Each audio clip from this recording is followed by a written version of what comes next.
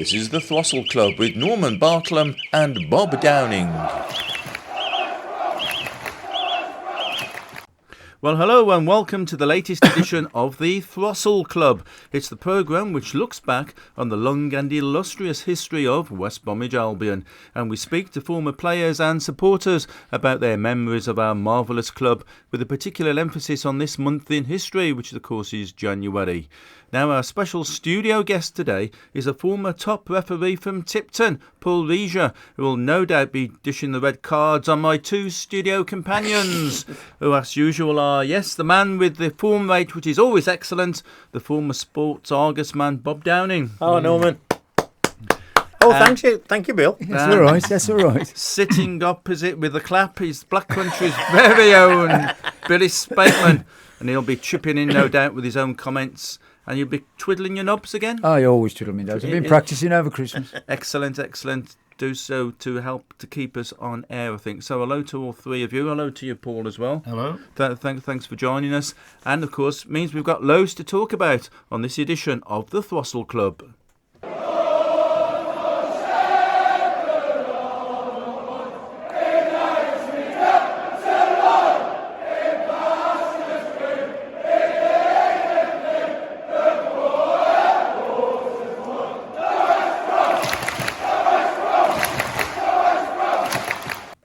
The Hawthorns Choir there with the Lord's My Shepherd, introducing once again another edition of the Throstle Club. So, as we say, our special guest today, Bob, we've got a referee, so we've got to behave ourselves today. Very much so, yeah. No red cards. Think you'll be able to behave yourself along I think so. So, Paul, tell us a bit about yourself then. So, you're from Tipton, so it's a good Black Country start. Yeah. Well, I started being an Albion fan when I went to primary school when I was about 7 or 8. And at the time, there was a gang of bullies going around. And if you wasn't an Albion fan, they used to beat you up. So I soon decided that my loyalty was with Albion and not Wolves. And I've remained loyal to them ever since. And then later on, I decided to become a referee. And I started refereeing in the block switch combination in 1979. And in 7 years, I worked my way onto the Football League as a linesman, as it was at the time. And then I ended up being a FIFA linesman and travelled around Europe doing games. And then I got promoted as a referee onto the Football League, refereeing in what is now known as the Championship in Leagues 1 and 2, mainly. When I retired in 2003, I was offered a job as the assistant referees manager of the Premier League. I did that for 8 years, and then I was offered a job in America, working for Major League Soccer and the Professional Referee Association, and I was there. I was there for 5.5 years, overseeing the referees mainly as education and development director. Well, that's fantastic. All the way from Tipton to the USA. Yeah. That's brilliant. So we've got loads to talk about there, haven't we? So that'll be really good. Tell us a little about your childhood and growing up then in Tipton and your family and what early days of watching the match. Yeah. Well, the first game I went to was Albion against Manchester United. And I was 11 years old, and it was 4-3 to Manchester United. And then I went to Albion against Tottenham on the Boxing Day, and Albion won 3-0, I remember, because Tony Brown scored his hat-trick. And I've had a history with the club through refereeing as well, because they always used to ask me to do their testimonial games. So I did quite a few testimonial games over the years, and some of them quite memorable. Yeah, I know you were a referee for the Bob Taylor one, weren't you? We'll talk about that a little bit later on, I think. So what about your family in the area you grew up with then? Yeah, Tividale. It was a nice little village when I used to live there. I remember as a kid walking up to Dudley. My granddad used to take me to watch Worcestershire play just up the road in Dudley.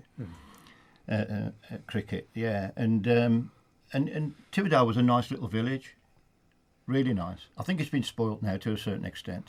But when I was growing up, you used to know everybody in the village, and it was typical. There was 3 pubs in the village, and a few shops. My grandmother had got a shop, a wool shop, and a ladies' fashion shop, which we used to live behind there. And yeah, it was great. Yeah, and there was a big church, St Michael's Church, in the village, and my nan had got a lot to do with that. And I was a choir boy in St Michael's Psalm Church. 23 by any chance? Yeah, don't ask me any questions about that. But I was a choir boy for about 10 years. Yeah, in St Michael's Church. It was a great place to grow up. And when I was 17, I started playing for one of the pub teams in the village. We called ourselves Tividale St Michael's. It was a Gaetang as well, actually. And I played for them for about 13 years. Oh, right, great. If anybody wants to know about what Paul's talking about watching Worcestershire play cricket in Dudley, just to give you an idea, that is where now the hotel complex is. Have they built a castle there since? No, the castle was there. Castle there Was well the castle before. there before? But it Billy, was do you think? where that hotel complex is now. That was where the football ground was, and also the cricket ground. Oh, right. And it was condemned because I should have been covering a match for the Chronicle, Birmingham League match between Dewport, who'd just been invited into the Birmingham League, and Dudley, I think it was. And it was a Dudley because it was a Dudley ground, and I went along there to find nobody there, apart from a groundsman. And I said, "What's the matter?" And he said, "Oh, this game's off." And I said, Didn't the ground sink? Yeah. Yeah, it was. It was the groundsman that morning who'd gone to mark the pitch and had seen what he thought was scratchings around the perimeter. And when he went to have a look at it, the ground had dropped about 3 foot. Blimey. Oh, right. And from that moment, that ground was condemned. Yeah, yeah. And everything basically around it was condemned. But that's what I meant. And talking about Tividale, there's one book that everybody must read. And it's called From Tividale to Wembley. And it was done by Brian James in the Daily Mail. It was a weekly series during the FA Cup run. The idea was to pick a game in one of the preliminary rounds, and then cover that match, and the winners he would then follow them through. Ah. And so eventually he's going to get to Wembley. But he did the story, and he started it with Tividale, and because I know they played Albury United as well in one of the preliminary rounds. Oh, my old side. Yeah. So, that's the history and the connection between Tividale and Paul, and also the hotel complex, where what's it called? Castlegate. No. Oh, the village is the hotel. Village, that's it. The village is the hotel, yeah. So, the complex is Castlegate. Oh, that's interesting. Yeah, I didn't know that. That's good. Yeah. Brilliant. Yeah. So your school football, were you any good in your school team when you were at junior school and that? I was okay. Nothing special. But I used to play. I used to play for the school team. And when I played for Tividale St Michael's, I used to score quite a few goals. And I was ended up leading goal scorer every season. So I was all right. But when I say all right, I mean at that level, at pub football level. Yeah. Right. What about your school report? Did your school report say anything about football? Yeah. When I left school, I ended up at Albury Tech, where actually Frank Skinner went to. And I didn't know him then, by the way. Mm-hmm. But when I left, on my final school report, it said Paul's academic activities are overshadowed greatly by his passion for football, but this is only a passing phase. Well, it's been my life ever since. Who was the name of the teacher? Can you remember?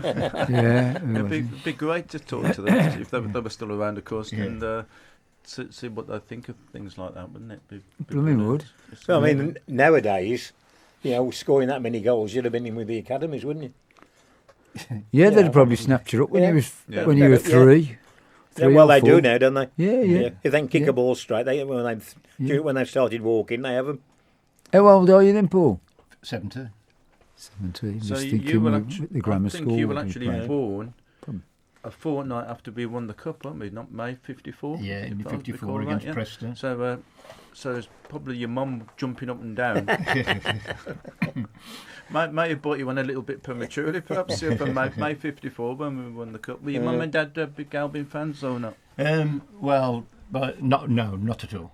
No, I had no influence whatsoever Yeah, from family. It was totally my own thing. yeah. Yeah. Interesting. Right, we'll talk a little bit more with you a little bit later on, but we can all join in here now because let's talk about the current situation at the Albion for a bit. And at this time of recording, what is it? Is it the 14th today of January? Albion are still searching for a manager, Bob, after we're supposed to be trying to get this Crizzy Wiki guy. Yeah. Who turns out to be on sort of disputes or something, that possibly with a visa, whether that's a smoke screen or not, obviously we don't know at this stage. But what do you think? I think it's starting to become a bit of a mess. I can understand, the guy wants to bring his own backroom staff.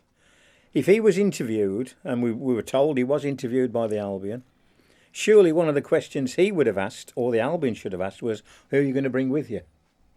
And if he'd have said, well, I want to bring these two fellas, the first thing you go and do is get in touch with them two fellas and say, oh, you're interested. Or, before the interview, if he was going for an interview with the Albion, saying, look, if I get the job, I'd like you to come with me. What do you fancy? Yeah. Now we're told, when the appointment is sort of just about to be rubber stamped, the one don't want to come and the other one can't get a visa. And that's just calamitous. Yeah, it's a calamity situation. It's exactly like Christmas. I said, I was talking to people last night. You can't tell me that within hours Valencia sacked their manager and then approached Albion and said we want Carlos Corberan. Mm. I mean, nobody knew anything about it until Christmas Eve. Not publicly, anyway. Yeah. But you don't go into something like that by sacking a manager and getting his replacement, and you don't do it in 5 or 6 hours. I would imagine everybody knew about Carlos.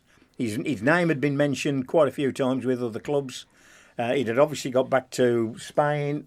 Obviously, his agent's involved. He comes from Valencia. It was his boyhood club. He started there. Obviously, he wants to go back if he can.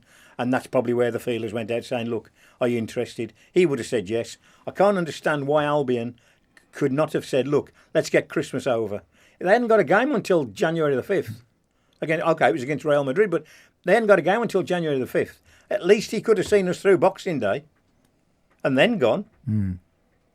But you're leaving Chris Brunt, Bowes Mohill and the other guy basically with minutes in comparison. Yeah. To get everything they said. They said that Carlos had, sort of left the team, and that's the team they picked.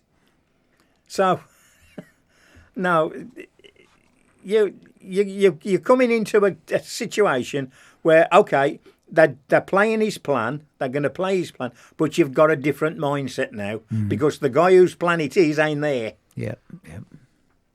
I think they said they wanted somebody for Stoke. We'll have to wait and see whether we hear anybody for Stoke. But what you've got to remember is we are now, as we're talking now, we're on January the 14th. How many days in January? 31. We've got 17 days left in the January transfer window. And we need players. Anybody who watched the cup tie against Bournemouth, no, we need players. And we need players that are stronger than what we've got at the moment. And if we're going to be messing around and interviewing people and thinking, well, is he coming, ain't he coming? We get to in January and we'll have exactly the same squad. Do you think the January window is important now? Because nobody seems to take any notice of the January window. Because of, I don't know, the financial regulations and stuff like that. But nobody seems to be interested in the January window now. I think the transfer window now in January is more to get players back. Like Stoke have done. They call that for that lad from Walsall who scored all the goals. He's been recalled. Oh, I see. They retrieved the players. It happened to the Albion with Harvey Barnes. He couldn't get into the Leicester side. He comes to the Albion on loan. He has such a fantastic time. In January, they recalled him from then on, he was never out the Leicester side. I think that's what the danger, and it's for clubs like Albion, who've got to be careful with the money. They haven't got a lot to spend. They can get players in on loan. I think it's more of a loan thing than it is actual permanent transfers. Yeah, so it's difficult to know who to blame. I don't think you can blame Shilin Patel in the way he's gone about things, because he's kept everything under wraps, and I thought he's done that really well. So surely it's not his fault that this guy couldn't get a visa. So presumably it was Wicky's fault, really, for not having worked that out with his mate. Or, I mean, whoever's doing the interview didn't turn around and say, look, are you sure they can come? I mean, I can't imagine. It seems a bit of a lame excuse to say he couldn't get a visa or a work permit. I mean, look what's coming over now. Yeah, well, the idea of us certainly needing players was certainly borne out with the game at Bournemouth, wasn't it? 5-1 was a bit of a disaster. Was? I mean, you know, you can defend the players as much as you like, and, you know, we have defended them, and we know there's players there who've got quality. But I'm afraid when they stroll around as though it's a friendly, you've got a big problem. Yeah, it's partly about the demise of the FA Cup in general, though, isn't it? Without a shadow of a doubt. The FA should be in the court of football. The FA should stand up in court and get charged because they have destroyed their own competition. Of course. And I said it last night. I hope I'm wrong. How long is it going to be before they start seeding it? That the Premier Division don't come in until round 4 or 5. Yeah. Well, let's hope that never happens. Let's face it. They can go through. They don't come in until the 3rd round. So I got 3rd round and 4th round. In the 3rd and 4th round, you have a look at the teams that the Premier Division teams pick, and it said reserve side. They have the big guns on the bench just in case they need them. And they're the ones, of course, that wanted the replays to stop them. Lucrative financial things like Tamworth would have got a replay. You know how much that cost them? 850,000 quid. Yeah, because that's how much Tamworth would have had. Yeah. Now listen, somewhat positive here. The last time the Albion conceded 5 in the FA Cup was 1967, and the year after we won it. Oh, so well, we can all live in hope then. I'm just trying to cheer things up. What do you say, Paul? On another positive note, I think we're never going to win the FA Cup. As much as I thought you said you were being positive. No, as much as I love the FA Cup, and as much as I'd love us to win the FA Cup again, we got more chance of getting promotion. And so, therefore, it hasn't been too detrimental having no manager so far because we're still in the playoffs. Yeah. So there is that one positive thing to think about. Yeah, I'll go along with that. Yeah. We also had the game at Swansea. Tom Fellows scored in that one apiece. And I thought the Albion were doing really well on that. Then we conceded that goal right at the end, which was a bit of a sickener. I was down there at Swansea. It's right. The old ground was right next door to the prison. I can remember being there. Did you have a referee there? Yeah, what, you remember being in the prison? I wasn't quite in the prison. But apparently, if you were they'd got a captive audience in more ways than one. Because apparently, if you were on the top floor of the prison, you could look down and see into the ground. I mean, the other thing is, well, the Ospreys played rugby on that pitch. Oh yeah, well the pitch was That's awful. why it was so bad. Yeah, by modern day standards, that was awful. Not quite on par with Wembley after the Horse of the Year show. Oh, God. I remember that. Albion versus Man City. Now, one other thing that's happened in the news lately, of course, is the MBE for Dawn Astle. Yes. Yeah. So it's fantastic the work that she does for the dementia work. Yeah. And as you know, Bob, she's been to the Hawthorns Hub a few times with a Mom Lorraine. And the amount of work she's done there is stunning, isn't it? Yeah, it is. I mean, that award is long overdue, in my opinion. I mean, only this week, we've had another well-known name, Dean Windass, now in stage 2 of dementia or Alzheimer's. And here again, I mean, the FA have destroying their own competition. I really think the PFA have got to start taking up something now, because there's so many players who are struggling, and families. That's what you got to think about. I mean, okay, the players that they've suffered, It's the families who are now suffering because that of looking after and not having the resources to look after them as well as they should do. And there's absolutely millions going into the PFA. Yeah. Absolute millions. Well, I think that was one of the big bugbears of Dawn, wasn't it? Which quite often clashed with Gordon Taylor, Yeah. who was supposed to be the world's most Highest financially paid rewarded union official, Yeah, I think. Is he that was, right? yeah. You heard that, Yeah. Paul, I think? Yeah, definitely. Yeah. I mean, it's all very well having, Lowry original paintings in your office. Some of your ex-members, mate, are dying Yeah. Yeah. through a disease that just kills families. No, I've said before, I'll say it again. They got St George's Park. That's where when England go. You've got players in the Premier Division who are on 200,000, 300,000, 350,000 a week. If each one of those gave a week's money, they could build a hostel or they could build a hotel or a respite hotel on St George's Park for these families and for the players who are suffering from this awful disease. And even if they just went for a week or a fortnight, go when the England team are there training. They could look out, they could see the players. It could do untold wonders for them. That's an excellent idea, actually, Bob. Yeah. Yeah. Yeah. Bob should be the campaigner Well, for there that. you are. Should join forces with Dawn Astle on that. I think. Yeah. Well, I think Excellent. what she's achieved is remarkable, and she's done it on her own. Yeah. Well, you see, why sport can't do it? You've got it in the arts, haven't you? Yeah. Old actors are looked after, Yeah. old singers are looked after. You've got it in the arts. It's been there all, and they're not as lucrative as the football game. No. No. So, That's right. Yeah, right. Let's move on. You're listening to the Throstle Club on the Black Country Radio. Now, you can also hear this on Black Country Radio Extra on the demand service. So you just click on the website. When you go on it there, there's a section that says... excuse me. There's a section there that says about Black Country Extra. Click on that, and there's a big page that comes up with loads of other programmes, local programmes similar to this on the demand section. So you can always listen to the programme on that. Also on my website, tntnews.co.uk, later in the month. And also on all good platforms such as Spotify, which will be much later in the month as well. Just look, of course, for the Throstle Club. This is the Throstle Club with Norman Bartlam and Bob Downing.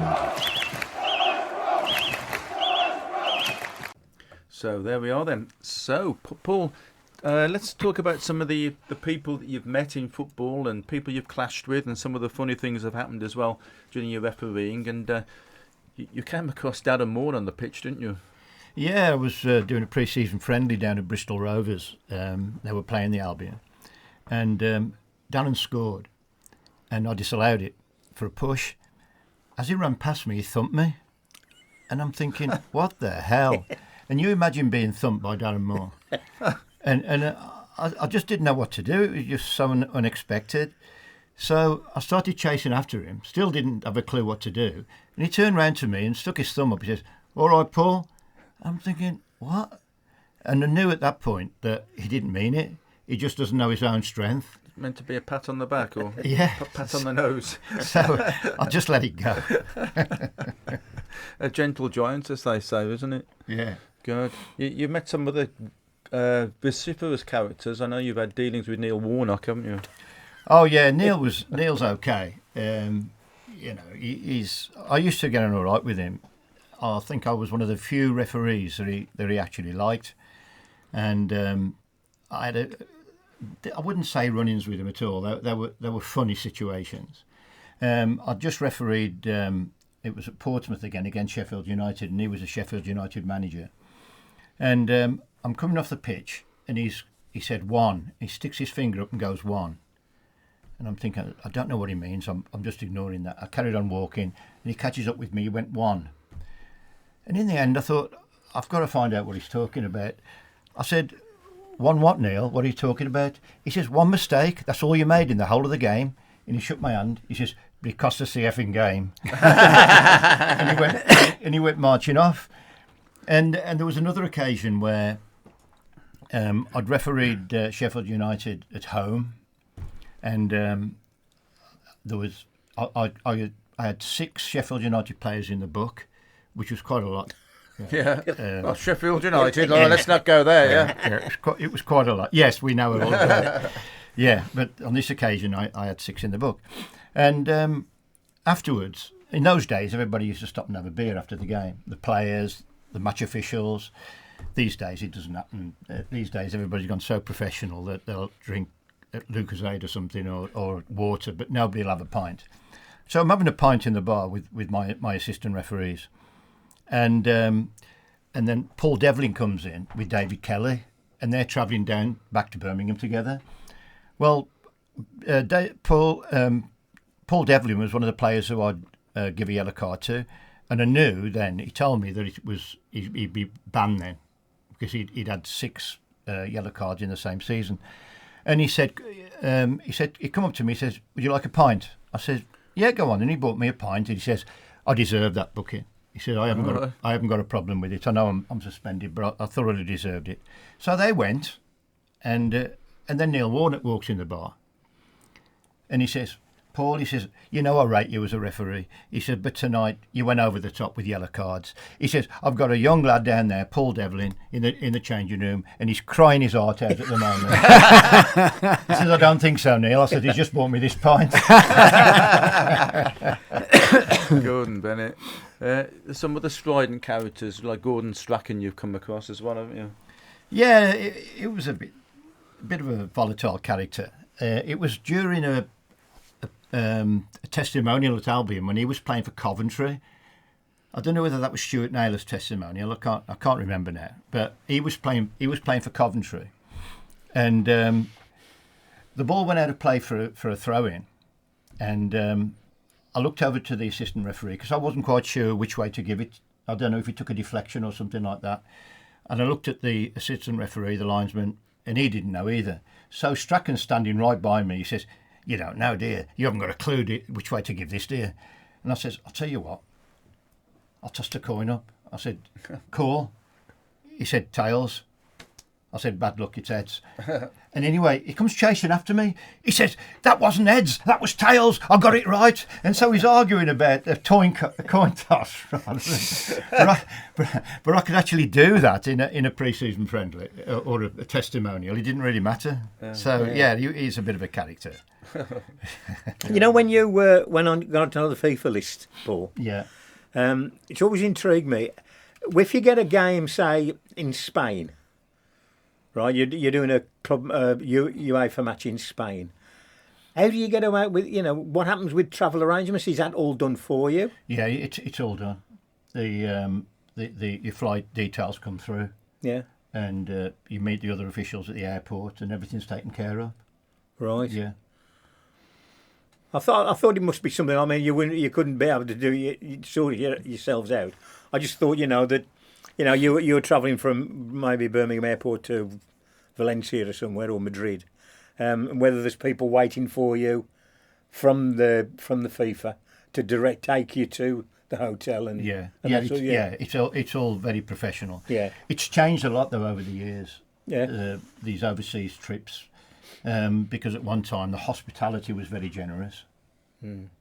These days it's non-existent, but that's only probably the right thing. Yeah. Because they used to take us to, in Panathinaikos, for example, and there's a guy called Kevin Lynch who does a podcast, and he was the other assistant referee on this game at Panathinaikos, and so they took us to a jeweller's owned by the owner of the club. And they said, "Anything you want, just help yourselves. Take some gifts for your wife." And at first the referee saying, no, we can't accept it. No, it's just hospitality. And then they sort of promised us some nice stuff after the game and everything. Well, Kevin Lynch was on the dugout side as an assistant referee. I was on the far side, and it was 0-0, and there was in the last minute, and the other team scored. So he was going to knock Panathinaikos out of the competition. And the bench was going crazy. But I put the flag up for offside. and disallowed the goal for Panathinaikos for the home club. The bench was going crazy. Kevin Lynch on the other side, and he tells us in the podcast, he goes over to the bench, he says, F all to do with me. He says it's him who's done it. Because he's thinking, all these gifts are going to give me later, I'm going to lose out on. Oh, yeah. And so he tells them it's nothing to do with him. Pass the book. But they were very professional, the club were. You know, they reacted in the right way. They must have looked at the footage and saw that it was offside. So there wasn't a major problem on that one. Yeah. But it's just come back as well. I mean, going a bit further on, what you were just saying about you having a drink with the players at the end of the game. I also think that's has been a retrograde step whereby the referees can't talk to the media. Yeah, I think they're edging towards that now. Maybe. I think they're a bit more transparent these days. And I mean, you can see that with the VAR last week in the semi-finals of the Carabao Cup. Yeah, it was sort of the voice for the first time, wasn't it, on the pitch? Yeah. So I think that things are slowly becoming more transparent, and referees are going to be available more. Yeah. But in the past, that was always the case. Yeah, I always thought there's been times when there's been contentious decisions, and basically all it needed was referee to come out and say, well, say what you like, this is how I saw it, that's what I marked the decision on. Yeah. And that's it. But now, it's everything seems to be left to Howard Webb to do it. Yes, yeah, that's the case at the moment, but I think it'll change gradually. Yeah. So were you in favour of VAR when it came in? Well, when it came in, I was working in America at the time, and I was a first VAR manager over there. You could actually say I was the first VAR manager in the world, because we're the one over in America. We were the ones who started it all off, and we started training the referees for it in 2014. And it was literally, the job was given to me, train the referees for VAR. Well, I didn't know much about it, but I got all the referees together, and I got a blank sheet of paper, and I said, right, I showed them some clips, and I picked one out and said, you're the VAR, you're the referee, what are you going to say to each other? And it was just trying to get some dialogue going, what you're going to do in this situation. And then they'd start talking to each other, and that was the basis of the language that they use when the VAR's on. So we started it all off in America, and it wasn't until we had 2 years of training before we actually introduced it into an MLS game. And we started it off on lower games first, like reserve team games and things like that, before we introduced it on Major League Soccer. That's a much better way of doing it, the role and the way we did it. Sort of say, well, they started with a cup, didn't they? Didn't they start with a couple of was that cup famous ties? Liverpool Albion cup tie at Anfield? Yeah, you're right, because we did train for it, but I do think that it was easier for the American referees because they'd been used to that on their other sports. Yeah. So in a way, they were used to it, and so they got into it pretty quickly, without too much problem. And the other thing, of course, in America, soccer doesn't get the publicity that it does over here. So if there are some mistakes being made, it's not really publicised over there. Where over here, everything's all over, all over the media. So from that point of view, that was easier as well. I think the thing that gets everybody over here, one of the things about VAR is that it's an obvious decision for VAR, but if you're having to take 3 or 4 minutes to make a decision, then it's not obvious that the person's offside. Exactly. So why isn't something done about that? Why don't they have a time limit on it to say if you can't make a decision within 30 seconds, give the benefit of the doubt to the goal scorer? It is frustrating when they take too long to make a decision. And of course, if you're the team that the decision goes against, that's the first thing you're going to say. Yeah. But it can't be that obvious because they've been discussing it for 3 or 4 minutes. Yeah. But I think that is it better to take that time as long as the decision's correct at the end of it? But the decision's not always correct at the end of it, though, is it? That's one of the problems. Yeah, but that's subjective. That's the thing. Most decisions referees make are subjective. So it's always going to be some people who agree and some people don't. So you could argue, well, it's subjective anyway. So what's the point of VAR? Because it's still a subjective decision at the end of it a lot of the time. And that's where perhaps we're going wrong, because when it first started, I went to a meeting at FIFA, at the FIFA headquarters in Switzerland, and they actually said these decisions have got to be clear and obvious before you overturn them, and they've got to be for game-changing incidents. I don't think that's being adhered to. Yeah. Because clear and obvious, they express this at the meeting, has got to be if you've got a 95% of people in the room who believe that's a mistake, that's clear and obvious. If it's anything less, if it's only 90%, 85%, 75%, it's not clear and obvious. But that's not happening, is it? No. So I think go on, no. I was going to say that must have been made clear to the people in charge, though. So it's in their power to do something about it, isn't it? Yeah, I mean, perhaps they've succumbed to pressure from fans and clubs, because they're probably not interested whether it's clear and obvious. They probably, I don't know this, but they probably want what they can see as the correct decision, in their opinion. But it is opinion when it's subjective.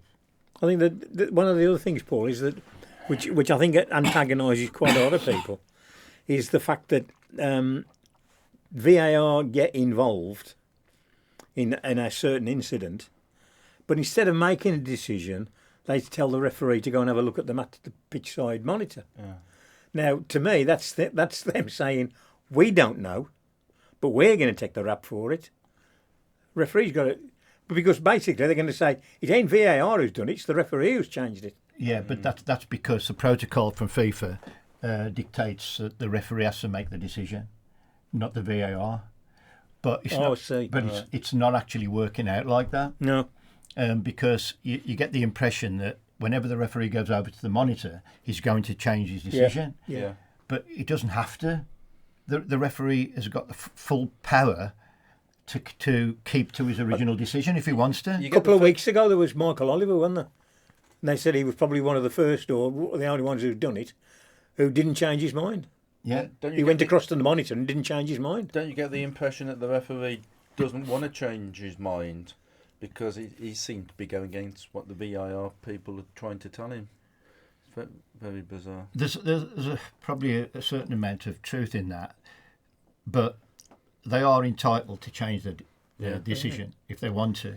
And I can imagine that under a lot of pressure, all the cameras are on them, and he's going over there. All his colleagues in the VAR room are giving him a decision that they've all jointly made. Yeah. So he's thinking, well, if they're all thinking that, maybe I was wrong. Yeah. Would you want to be a referee today, knowing what it's like? I think it's a very different world to when I refereed. Yeah. I think it's far more complicated these days than it used to be. It was a far more simple game, and at the end of the day, people used to know that if you made a mistake or they didn't agree with a decision, they know that you're human. Yeah. And humans are. Yeah. So you do get the decision wrong, albeit maybe subjective most of the time. Yeah. And so people would accept it. Oh, he's made a mistake, and next mistake it might be the other way around in favour of your team. So that's part and parcel of the game, wasn't it? Yeah, and whilst they realised you made a mistake, I think that they accepted it was a honest mistake. Yeah. And so they'd more accept it more than when they think the VAR's made a mistake. Mm-hmm. What do you think of this thing now they've brought in about the added time? I mean, because we're getting some matches that are going on for 100 minutes. Yeah, that's because a lot of game time was being lost in the games.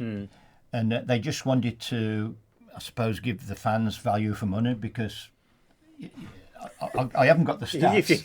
If you're leading 1-0 and you're under the cosh, and all of a sudden the fourth official puts up 5 minutes, and where did you got that from? Exactly. Yeah. But there was a lot of time wasting. Oh yeah. and there was a lot of play. There wasn't enough playing time that there should have been.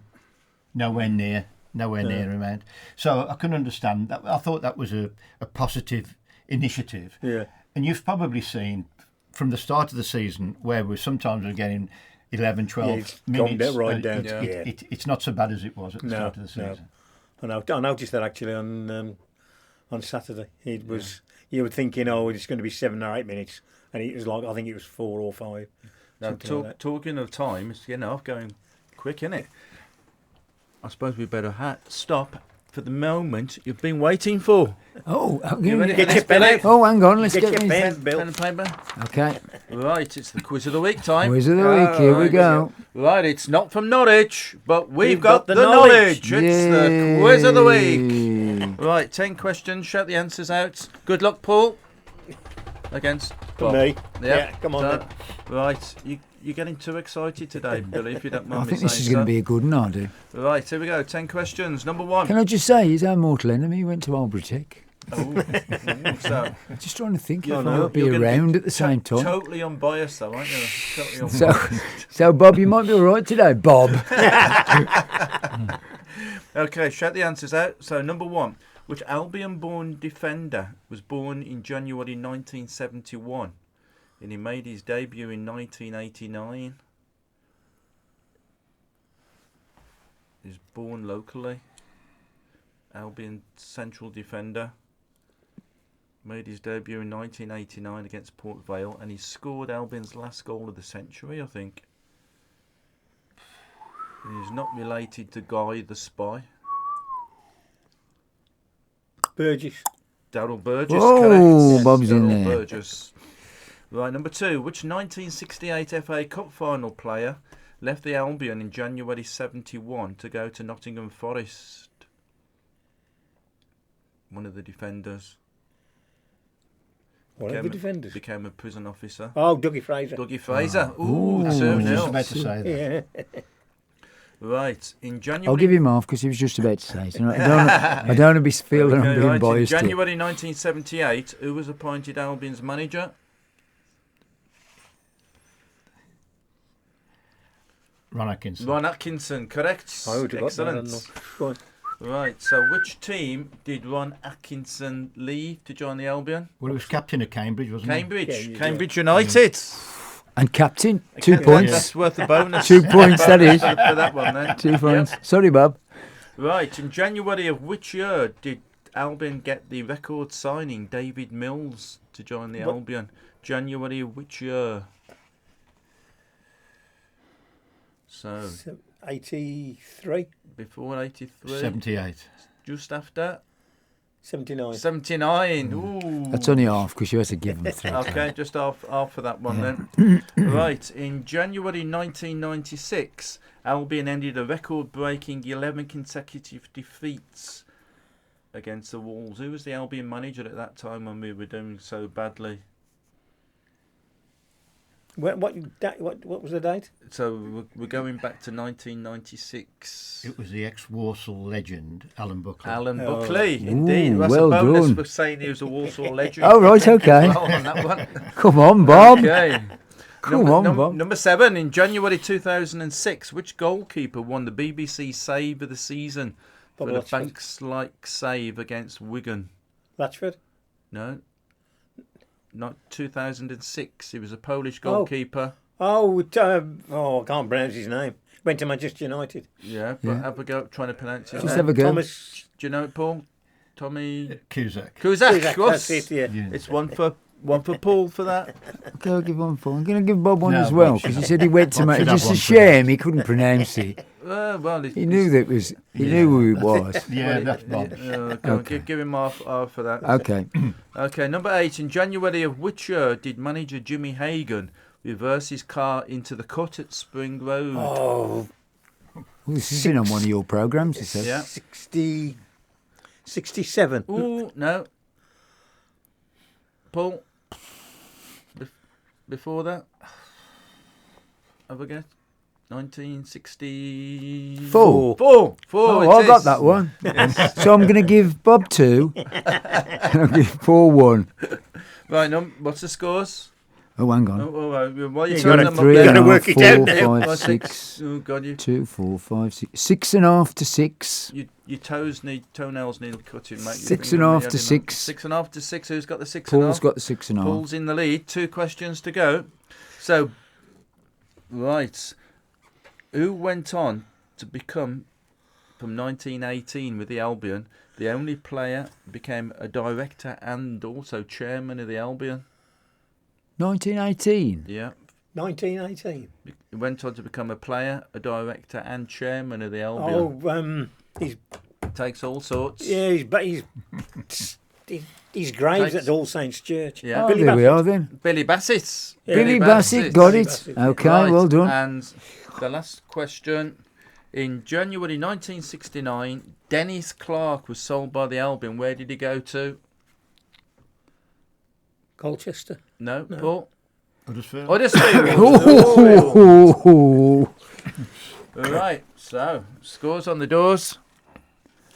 have you got a tie-break question? No tie breaks. Haven't today. you? No. Well, it's 8 each. Hey, Think of a well done, question. Paul. Well, we're okay. Think of a question. Okay. Okay. Alan Buckley's assistant in that 1996 game. Who was his assistant manager? I can see him now. He came with Not us. good enough. Not Not good good enough. He came with him. It's the black chair. Yeah. Yeah, he came with him from Grimsby. Yeah. He was in our pub team in the last Can't think Come of his in. name. Arthur Mann. Half a man. Half a man. So we'll have to call it a draw. We'll have to there. call it a draw. Yeah, have to call that one a draw. Very First creditable draw of draw. 2025. 2025. Whee! So this is it. So you're listening to the Throstle Club.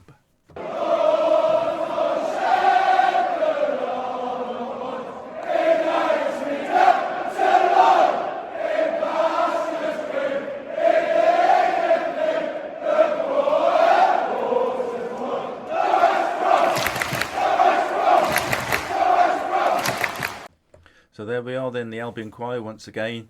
Now somebody who was used to the Albion Choir was Graham Williams, of course, 1968 Cup Final captain. And bit of a plug here for the new book, The Skipper, which is a book that I've helped to co-write with a number of other fans like Dean Walton, for instance, and Snug Whitehouse.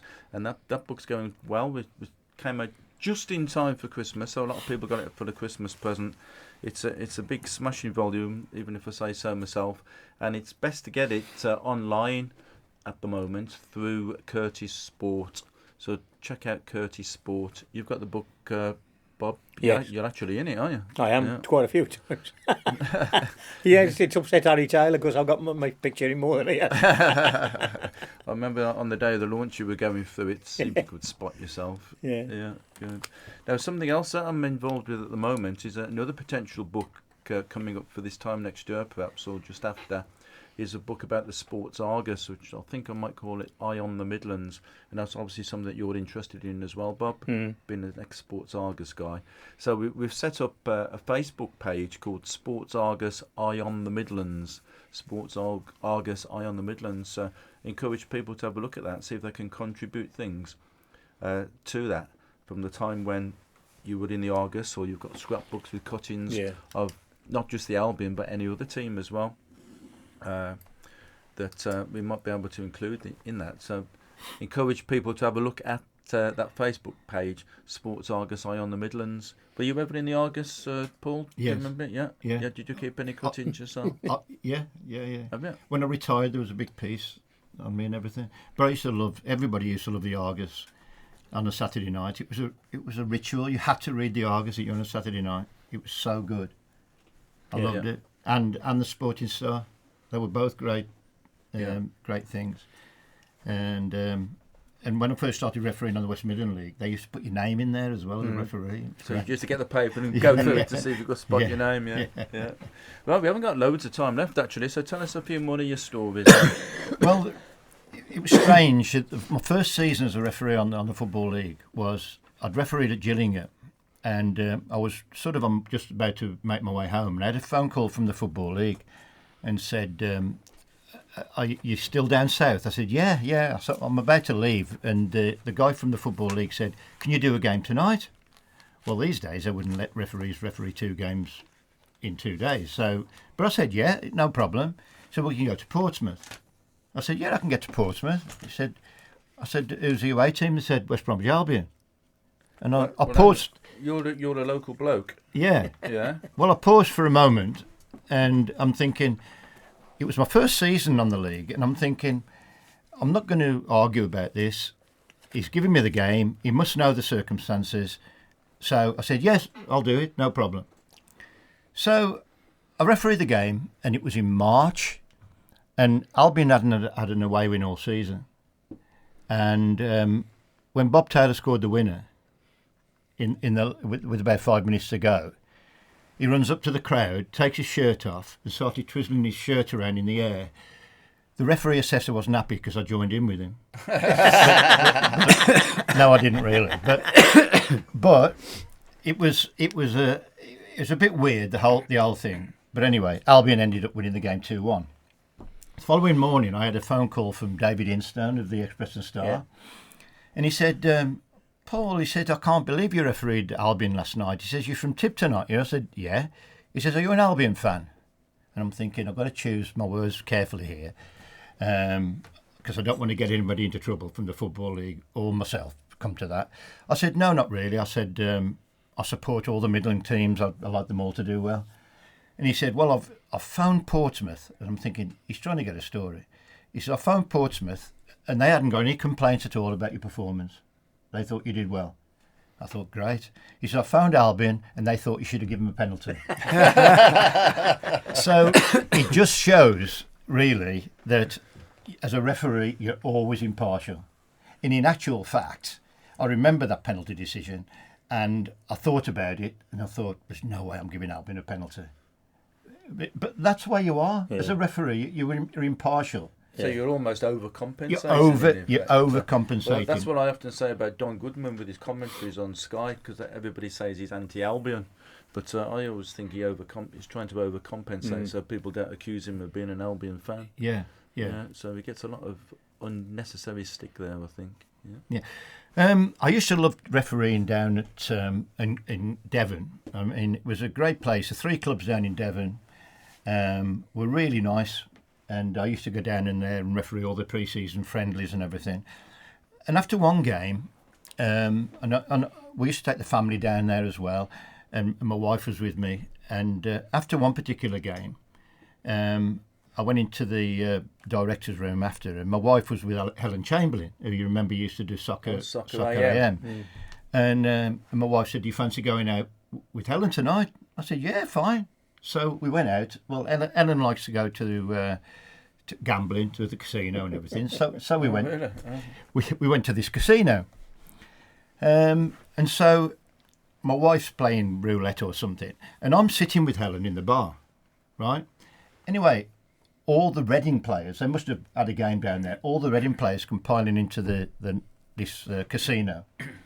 And they come over talking to Helen, and they didn't know me really, but they was talking to Helen. And that was it. So the fixtures come through for the first game of the season. And I was refereeing at Reading. And so we're in the tunnel at the start of the game, and I could hear them all talking. Hey, ref! Hey, Ellen Chamberlain's boyfriend's here. And they were saying, well done, ref. Fair play to you. Well done, ref. And I'll tell you what, I didn't get any problems with those players during that game. They gave me more respect for being that they thought was Ellen Chamberlain's boyfriend than anything else. So that was good. That was brilliant. And I was at Arsenal one game. This was well after I'd retired. And I'm with my friend who I took down as my guest. And I'm doing my coaching role at this stage. And so we're in the this room where it was called the Black Label Bar or something it was called. And this American woman comes talking to me and talking to my friend. And she was really nice. And no makeup on, but she was naturally beautiful. And she was talking to us. And we had a glass of champagne after the game. She was talking to us at half time before the game.